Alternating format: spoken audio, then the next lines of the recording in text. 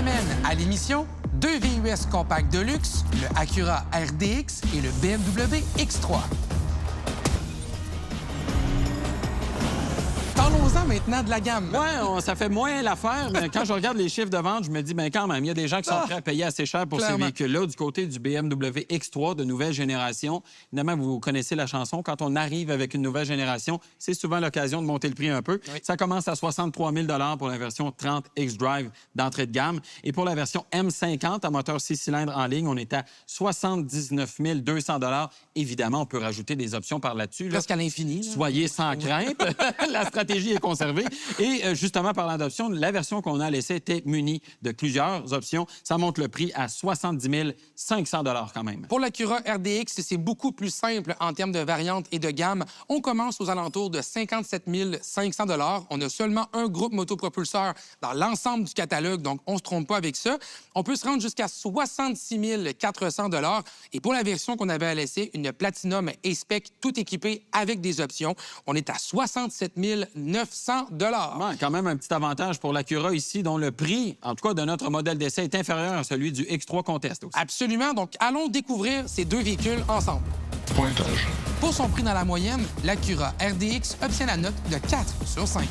De son côté, le BMW X3 et son prix plus élevé obtient 3 sur 5.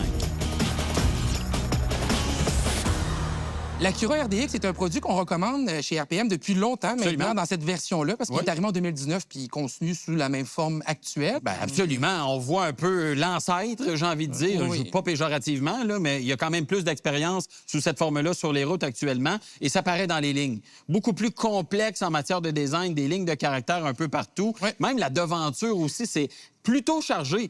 On vient tout juste de la retravailler d'ailleurs pour 2025. Nouvelle calandre qui rappelle d'autres produits de la gamme comme l'Acura DX. On a aussi revu les phares à l'avant.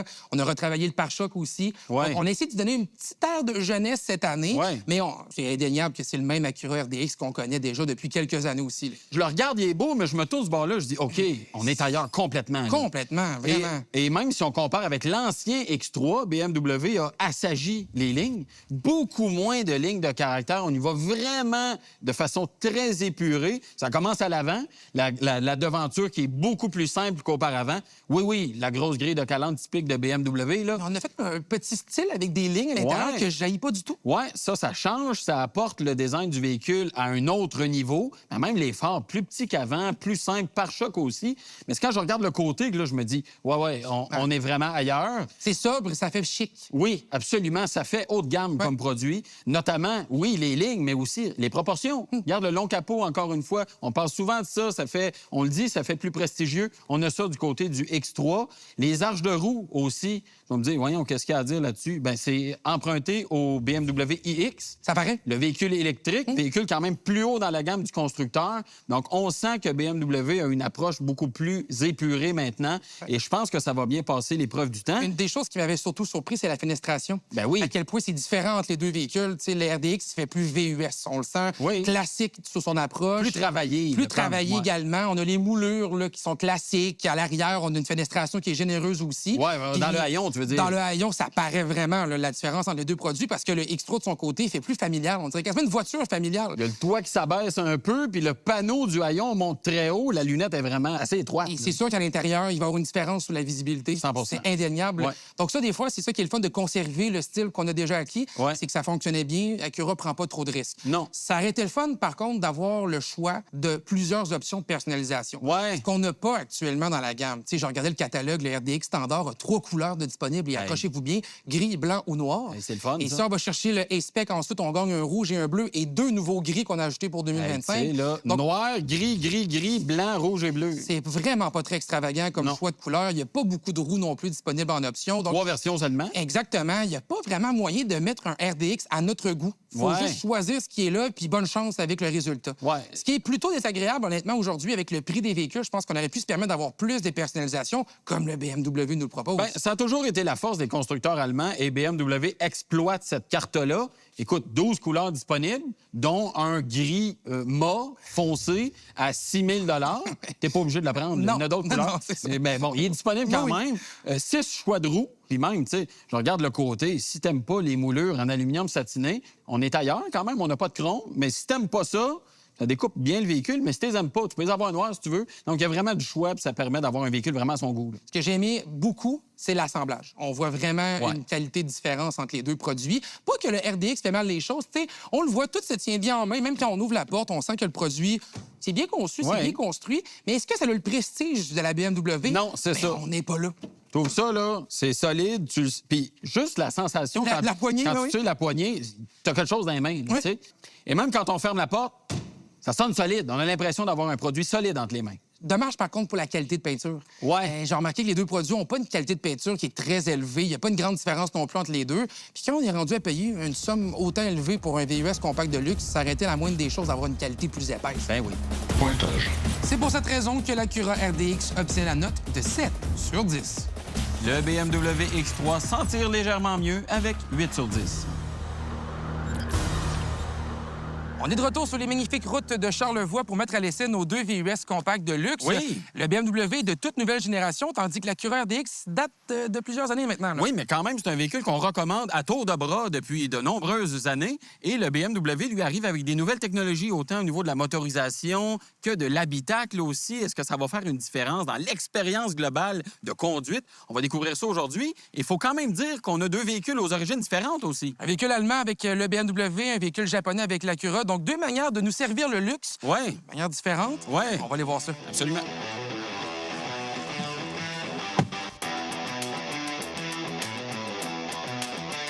Première chose que je constate quand j'embarque à bord du BMW X3, c'est le côté zen. Pourquoi? Bien parce que ce modèle-là est muni d'un recouvrement de tissu dans les portières, sur le tableau de bord. Aussi, les sièges de couleur crème, ça donne quelque chose d'apaisant et je trouve ça vraiment agréable de prendre place à bord du modèle. Il y a aussi quelque chose d'assez spécial et d'assez novateur pour cette catégorie de véhicules, c'est qu'on a des espèces de bandes de plastique. Ce sont des barres lumineuses. On peut choisir la couleur qui va apparaître à travers ces barres de plastique. Si vous recevez un appel, par exemple, ça va s'illuminer d'une quelconque manière pour vous dire qu'il y a quelque chose qui se passe. Vous changez de mode de conduite, la couleur va changer aussi. Donc, une interaction entre le conducteur et le véhicule. Et ça, je trouve que c'est simple comme idée, mais ça fonctionne vraiment très bien. Les sièges, bien conçus, bon confort pour les jambes, pour le dos aussi, chauffant, climatisé. Climatisé, c'est en option. Imaginez-vous, ça vient pas de série, malgré le prix assez élevé du véhicule. Et l'amplitude des réglages est vraiment très bonne. Donc, à peu près n'importe qui est capable de trouver une bonne position de conduite. Le constructeur a essayé d'ajouter des angles dans la forme du volant pour favoriser une bonne vue sur l'instrumentation. Mais honnêtement, ça rend la manipulation plus difficile. Moi, je suis un partisan d'un volant rond avec une base plane à la limite, là, mais pas plus que ça. Je trouve que c'est plus agréable à prendre en main. Donc ça, c'est un élément qui est à surveiller. On a un toit panoramique. Première, il n'est pas ouvrant, c'est une vitre. Moi, honnêtement, je trouve ça un peu décevant. Oui, ça donne une bonne luminosité à bord, mais on n'a pas la possibilité de l'ouvrir. Et ça, honnêtement, je trouve que ça manque. Lorsqu'on embarque à bord du Acura RDX, chose à savoir, c'est lorsqu'on est grand, vous avez des chances de vous cogner le genou parce que ça m'est arrivé souvent. On a comme un espace qui est assez restreint lorsqu'on rentre dans le véhicule. Les personnes de plus petite taille n'auront pas ce problème-là, mais honnêtement, si vous êtes un peu plus grand que moi, vous allez avoir des difficultés à rentrer. Ça, c'est définitif dans le véhicule. Avec les options de siège de couleur rouge qu'on a mis à l'intérieur, ça punch, on ouvre la porte, on voit tout de suite cette couleur-là. Je trouve un peu, par contre, que ça fait charger dans l'habitacle parce qu'on a beaucoup de textures. Hein? Sur le tableau de bord, on a du caoutchouc de couleur noire. On a une petite suédine également du côté passager. On a de l'aluminium brossé un peu partout. Heureusement, toutefois, c'est possible de choisir des sièges de couleur noire où il y a même d'autres options disponibles dans le catalogue. On a une bonne position de conduite à bord. Il y a beaucoup de fenestration aussi. Donc ça, on dirait que c'est bien rassurant là, lorsqu'on s'assoit derrière le volant de l'Acura RDX. Le volant tient bien en main aussi. On a un siège, toutefois, qui a une assise très courte. D'ailleurs, les sièges, on peut les ajuster à plusieurs niveaux et on peut avancer ou reculer l'assise de ce siège-là. Mais le problème qu'on a, c'est que même si on est grand, l'assise ne va pas assez loin. Donc, c'est inconfortable sur de la grande route. Chose intéressante à savoir, c'est que les sièges sont munis d'un système de climatisation automatique. Donc, on peut soit les réfrigérer ou les chauffer de manière automatique selon la température qu'on a choisie à bord dans l'habitacle. Donc ça, je trouve ça franchement intéressant comme technologie. Pour ce qui est de l'infodivertissement, on a un écran de 14,9 pouces qui est quand même très volumineux. On a une excellente qualité graphique. On a un écran qui répond rapidement. Beaucoup de possibilités aussi, beaucoup de menus. On peut le personnaliser comme on veut. Quand on manipule l'écran, on peut le faire de manière tactile. On peut le faire aussi avec la molette qui se trouve dans la console. Honnêtement, je trouve ça complètement inutile d'avoir une molette parce que ça fonctionne assez bien de manière tactile. Et il y a un aspect qui fonctionne pas du tout, à mon avis. C'est ce qu'on appelle la bibliothèque d'applications. Toutes les applications que vous pouvez retrouver dans le véhicule sont là. Mais il y a des icônes en quantité industrielle. C'est à peu près impossible de s'y retrouver. Donc ça demande vraiment une période d'adaptation et de grâce à essayer de comprendre le système avant de l'utiliser sur la route. Sinon, ça peut être vraiment très distrayant. De façon générale, l'assemblage est vraiment bien présenté. Il y a quelques plastiques qui sont vraiment rigides, plutôt mal assemblés. On entend quelques craquements quand on les manipule. Surtout au niveau de la poignée, par exemple. Ça a l'air vraiment un plastique bon marché. Je vous le rappelle, c'est une marque de luxe. On est en droit de s'attendre à des plastiques de meilleure qualité. Le fameux écran d'infodivertissement qu'on a en avant de nous, un écran de 10,2 pouces qui fait le travail en termes d'éclairage et en termes de propositions graphiques. Le seul enjeu qu'on a, c'est qu'on a un pavé tactile pour réussir à naviguer à bord. C'est compliqué à utiliser. D'autant plus que lorsqu'on va chercher l'application Android Auto ou Apple CarPlay, on ne l'utilise pas de la même manière non plus. Je pense que Acura essaie trop de faire quelque chose unique, essaie trop de se différencier de la concurrence, mais ce qui arrive en réalité, c'est qu'on complexifie quelque chose qui devrait être plus simple. Un écran tactile serait vraiment le bienvenu. On a toutefois un affichage tête haute qui est très clair, c'est très gros aussi, donc on voit bien l'intérieur. Mais lorsqu'on regarde l'instrumentation, on voit tout de suite qu'on est en 2019. On a de bons vieux cadrans qui font le travail au niveau de l'affichage, mais on a un petit écran de 7 pouces en plein centre qui nous donne de l'information. Très complet, tout est là, mais disons que c'est pas au goût du jour, là. On n'est pas dans des technologies révolutionnaires. La qualité de l'assemblage est solide aussi à bord. On voit les matériaux qu'on a choisis sont de qualité. On a plusieurs types de textures aussi. On a de la suédine, on a du caoutchouc, on a les couleurs rouges dans les portières en espèce de cuirette également. Ça prouve un peu la qualité de ce produit-là, là. Il date, mais ça fonctionne encore vraiment bien en termes de qualité d'assemblage. Ça, là-dessus, là, c'est solide. Les commandes de climatisation sont physiques à bord de l'Acura RDX. Donc ça, c'est agréable. Je trouve que c'est simple, que c'est facile à utiliser. Pointage. Pour son habitacle mieux ficelé, le BMW X3 obtient 8 sur 10. Tandis que l'Acura RDX s'en tire moins bien et obtient 6 sur 10.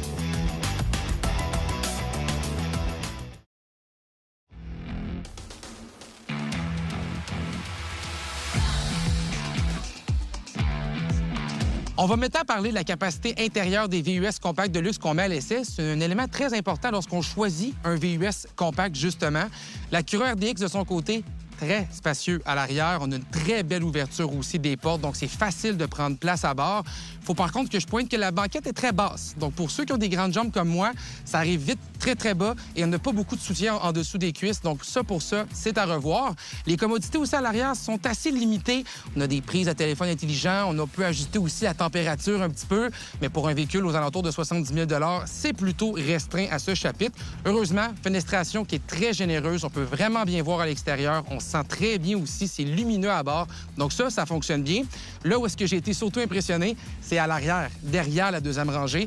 835 litres d'espace de chargement. On a aussi un chargement supplémentaire sous le plancher, de grands bacs dans lesquels on peut mettre beaucoup de choses à bord.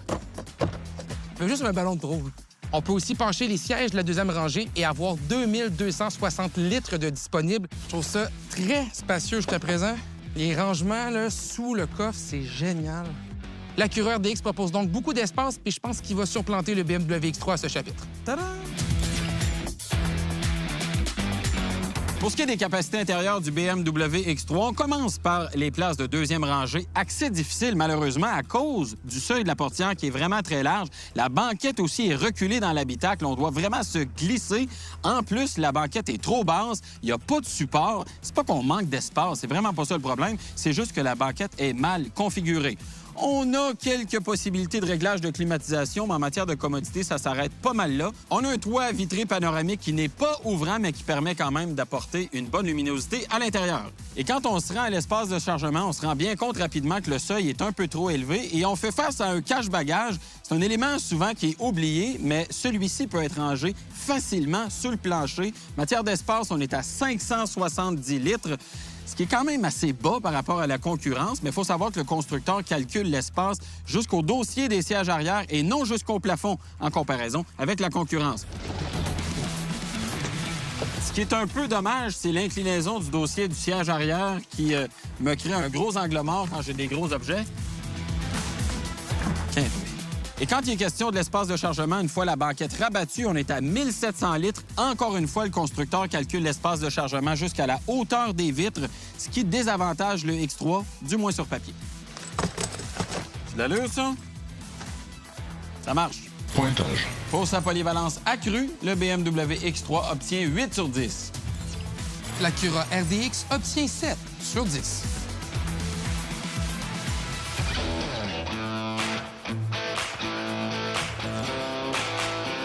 La puissance de l'Acura RDX est bonne. Quand on écrase le véhicule, on sent qu'on a un bon couple. Il y a une belle réactivité également du moteur. Franchement, là-dessus, je trouve que ça fonctionne encore très bien. Chose à noter, toutefois, on a une transmission automatique à 10 rapports, ce qui est beaucoup. On sent que le VUS change tout le temps de rapport. Ça donne des petits coups. Ça devient tannant, honnêtement, à la longue, de conduire avec cette transmission-là.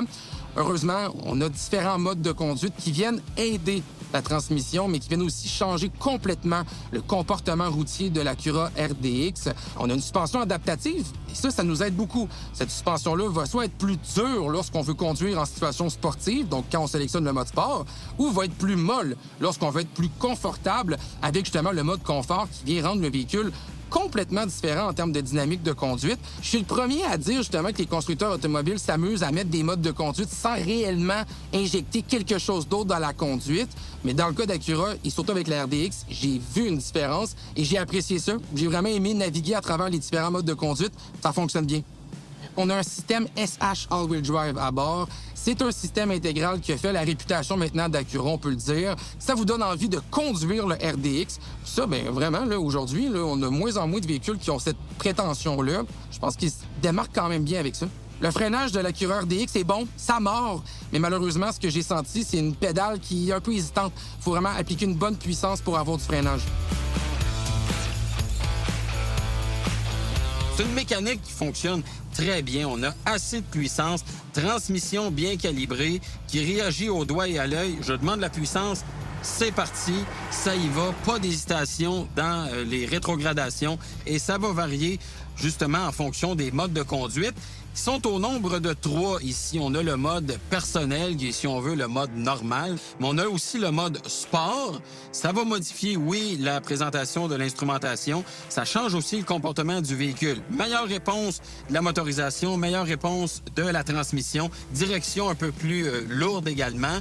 Et à l'opposé, si vous mettez le mode efficient, là, c'est le tranquillisant partout. On tranquillise le moteur, la transmission, la direction devient plus légère et c'est comme ça qu'on vient à bout de réduire les cotes de consommation d'essence. Pour ce qui est de la calibration de la suspension, c'est un véhicule qui demeure quand même assez confortable. Et ce qui explique ça, c'est les roues de 19 pouces. On n'a pas de roues de 20 ou de 21 pouces comme on peut avoir en option, ce qui fait que les pneus absorbent quand même une bonne portion des aspérités de la route. Mais c'est un véhicule qui demeure stable, très constant dans sa façon de réagir. C'est un peu la même chose quand on utilise les freins. On a des freins qui sont performant. Ça manque peut-être un peu de sensibilité. On n'est pas dans un véhicule BMW M là, de haute performance, mais il reste que la force de freinage est bonne et ça nous donne confiance comme conducteur.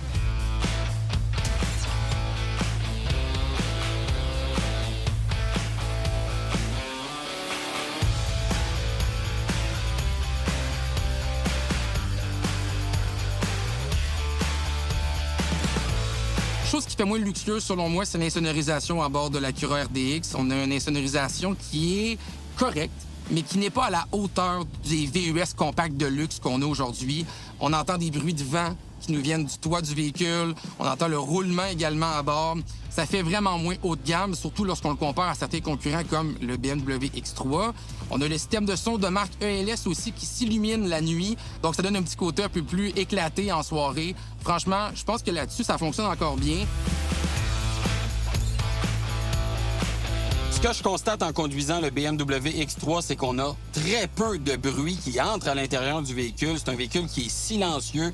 On se sent isolé de l'extérieur. Pas de bruit de route, pas de bruit des autres usagers de la route. Donc ça, c'est vraiment réussi et ça nous permet de profiter du système de son Harman Kardon. Malheureusement, il n'y a pas assez de basses fréquences. C'est un défaut des systèmes Harman Kardon depuis longtemps chez BMW et ce modèle-là ne l'a pas corrigé, malheureusement. Pointage. Pour leurs prestations sur la route équivalentes, nos deux VUS obtiennent la note de 8 sur 10. À ce moment-ci, le BMW a 35 points et l'Acura, 32.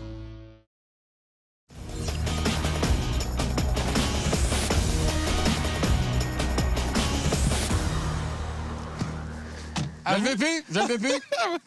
Avoue que tu sors d'une autre époque, hein? Ah, complètement. On voit vraiment l'approche différente des constructeurs et aussi le fait que le BMW est beaucoup plus moderne. Dès qu'on prend place à bord, on a les lumières qui nous parlent, on a un tableau de bord qui est complètement différent. Absolument. C'est vraiment là qu'on voit l'âge de l'Acura RDX. Absolument. On est vraiment en fin de génération. On sent qu'on est un peu plus moderne. Puis d'ailleurs, on a juste à s'approcher du BMW avec les clés dans les poches pour se rendre compte que c'est un véhicule plus moderne. On s'approche du véhicule, il se déverrouille, la climatisation se met en marche, l'écran s'allume à bord. Donc, on est comme accueilli par le véhicule quand on s'approche. Puis même, tu sais, la manière qu'on ouvre les portes, ben avec l'Acura, il faut mettre notre main sur la poignée. Là, il débarre. Il débarre. Mais c'est correct, ça fonctionne. Là. Ouais, C'est encore une fois sans clé, là, mais on n'est vraiment pas dans la révolution technologique ici. Ça, c'est définitif. Oui. Puis, clé téléphone, c'est une autre affaire, ça, que le BMW a. Peut-être que ça fait pas une différence pour bien du monde, mais quand on l'utilise puis qu'on vit avec ça, une clé téléphone, on part toujours de la maison avec notre téléphone dans les poches. Pourquoi s'embourber d'une clé supplémentaire quand on peut l'avoir sur le téléphone? Et ce que j'ai surtout détesté dans le catalogue d'Acura, Ouais. avec l'RDX, c'est l'attache remorque à l'arrière. Puis je vais m'expliquer... Il n'y en a pas, pourtant! Ben, c'est exactement ça. Puis je vais m'expliquer pourquoi je trouve ça complètement aberrant, cette situation-là. L'Acura RDX donne 680 kg de remorquage, c'est à peu près 1500 livres. C'est pas C'est gros. rien, là. C'est vraiment pas gros. Mais pour avoir accès à ce 1500 livres, il faut payer 2600 $ pour avoir droit à l'attache remorque à l'arrière. Ça fait 1,75 la livre, à peu près. Ça n'a pas de bon sens. C'est cher, là! Ça n'a pas de bon sens, honnêtement. Je trouve tellement que c'est dispendieux. Je trouve tellement qu'on exagère avec cette facture-là. Ouais. D'autant plus que c'est un VUS compact. On n'est pas dans la catégorie des sous-compacts. Un Ben véhicule oui. qui a un moteur 4 cylindres 2 litres turbo, qui a de la puissance. Veux-tu que je vais te dire c'est quoi le message que le constructeur envoie avec ça? C'est Remorquez pas. Remorque pas. Mais non. C'est exactement. Puis si tu veux remorquer, ben mets la main dans tes poches. Tandis que le BMW nous a quand même 4000 livres. 4000 livres en 4 cylindres. Si on prend le 6 cylindres, on est plus proche de 5000 livres. Puis l'attache remorque, il est 750 $. Bon, je sais pas si je ferais vraiment 4000 livres avec. Là. Oui, mais tu peux toujours bien faire plus que le 1500 livres de l'Acura. tu sais. On est d'accord là-dessus, Ouais, vraiment. c'est ça. Donc ça, là, vraiment, c'est là qu'on voit que l'Acura commence à tirer de moins en moins sur l'épingle du jeu. Bien, arrivé en 2019, là, je veux dire, on est dû pour un peu de renouveau. Mais il est encore actuel en termes de sécurité. On a regardé les organismes américains qui nous ont donné une note quand même de 5 étoiles, ce qui est la plus grande note disponible actuellement. Ouais. Puis le BMW, on a eu 4 Ben, en tout étoiles. cas, ouais, ben, on a des notes partielles. C'est un véhicule qui vient d'arriver. Jusqu'à présent, avec la NHTSA, pas très impressionnant. On est à 4 étoiles sur 5. Donc, c'est un véhicule qu'on va surveiller, évidemment, du point de vue de la sécurité. Ceci étant dit, c'est le moment d'aller voir le coût de possession des deux VUS compacts de luxe. J'ai l'impression qu'on va avoir certaines surprises. Pointage. En termes de technologie à bord, le BMW X3 obtient 8 sur 10. Pour sa technologie en retrait, l'Acura obtient 6 sur 10. Alors, pour le calendrier d'entretien du BMW X3 30 X-Drive 2025, assez simple quand même. On parle d'une vidange d'huile aux 15 000 km, vidange du liquide de frein aux 2 ans. À travers ça, on va remplacer évidemment le filtre à cabine et le filtre à air du moteur et on va remplacer les bougies au moins une fois à l'intérieur de 5 ans ou 100 000 km. On garde en tête que c'est toujours le véhicule qui va nous dire quand aller faire l'entretien. C'est selon les habitudes de conduite et les conditions routières qu'on va rencontrer sur la route. Et c'est aussi le véhicule qui va nous dire quel type d'entretien faire. On note que chez BMW, l'entretien est inclus sans frais pour 3 ans, 60 000 km. C'est une politique connue chez BMW depuis déjà longtemps. Pour les 2 années ensuite, c'est évidemment le consommateur qui va payer. On parle donc d'un coût d'entretien de 1 335 $ sur une période de 5 ans, 100 000 km, considérant évidemment le 3 ans, 60 000 km inclus par BMW. En matière de coût de remplacement de pneus pour les Pirelli P0 All Season qu'on a sous le véhicule actuellement, on parle d'un coût de remplacement de 1 400 $. Et pour ce qui est des freins, là, c'est un peu plus cher. Remplacement de freins aux 4 roues, y compris la main-d'œuvre, on est à 2 100 $. Donc, quand on considère que sur une période de 5 ans ou 100 000 km, on va remplacer les pneus et les freins au moins une fois, on parle d'un coût d'entretien total de 4 825 $, ce qui positionne le X3 quand même avantageusement dans cette catégorie. Pointage. Pour son coût d'entretien raisonnable, le BMW X3 obtient 12 sur 15. Du côté du Acura RDX Platinum Elite A-Spec 2025, il faut savoir que le véhicule est muni d'un aide-mémoire d'entretien qui va avertir le propriétaire des séquences d'entretien nécessaires, mais aussi de quel type d'entretien le véhicule a besoin. La séquence est assez simple chez Acura. Ça fonctionne avec un entretien A et B. L'entretien A, c'est généralement des changements d'huile réguliers avec des changements de filtre à moteur, mais on peut aller un petit peu plus loin avec l'entretien B où on pourrait ajouter, par exemple, des changements d'huile à différentiel arrière. D'ailleurs, cet entretien-là revient 2 fois dans le cycle 5 ans, 100 000 km. On va aussi changer au moins une fois l'huile à boîtier de transfert et l'huile à transmission dans le cycle, ce qui nous amène une facture assez élevée de 4 200 $ pour l'Acura RDX 2025. Pour changer l'ensemble de pneus de marque Goodyear Eagle RSE, il faut prévoir environ 1 400 $. Le système de freinage, il faut prévoir environ 1 800 $. Et si on regarde maintenant pour le coût de possession sur 5 ans, 100 000 km, l'Acura RDX Platinum A-Spec arrive aux alentours de 7 400 $ sur 5 ans, 100 000 km, ce qui est plus élevé que la moyenne de la catégorie. Pointage. Pour ses coûts de possession très élevés, l'Acura RDX obtient la note de 6 sur 15.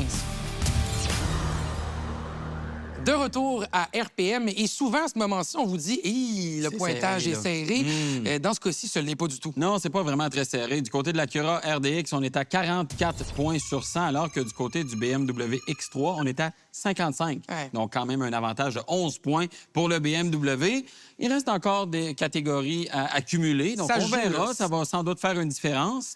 Et on va commencer par la consommation d'essence, hein? Bien, déjà là, on voit que l'Acura RDX se traîne en termes de technologie et de groupe motopropulseur.